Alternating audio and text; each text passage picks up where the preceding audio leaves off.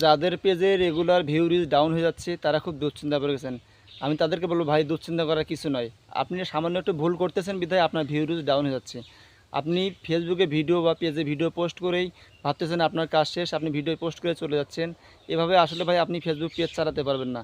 আপনাকে Facebook page বড় করতে চাইলে বা ভিউ রিচ বাড়াতে চাইলে অবশ্যই আপনাকে অন্যের ভিডিও দেখতে হবে। অন্যের ভিডিও বেশি বেশি দেখবেন, লাইক কমেন্ট শেয়ার করবেন এবং অবশ্যই পুরো ভিডিওটা দেখে তার ভিডিওতে কমেন্ট করবেন। আপনি যদি পুরো ভিডিওটা দেখেন তারও উপকার হলো, প্লাস আপনার উপকার হলো। আর ওই ভিডিওতে যে অন্য কেউ কমেন্টগুলো করে গেছে সেই কমেন্টগুলো ধরে আপনি রিয়াকশন দিয়ে আসবেন, তাহলে সেই রিয়াকশন ধরে ধরে মানুষ আপনার পেজও যাবে, আপনার পেজ দেখবে, আপনার পেজের ভিডিও যদি তাদের ভালো লাগে তারাও আপনাকে সাপোর্ট দিবে। আর এইভাবে আপনার পেজের ভিউ রিচ সব বেড়ে যাবে। আপনি যদি ভিডিও একদিন পোস্ট করলেন, 2 দিন পোস্ট করলেন না, এভাবেও যদি ভিডিও পোস্ট করেন তাহলে হবে না। অবশ্যই আপনাকে রেগুলার ভিডিও পোস্ট করতে হবে এবং নিয়মিত ফেসবুকে অ্যাক্টিভ থাকতে হবে।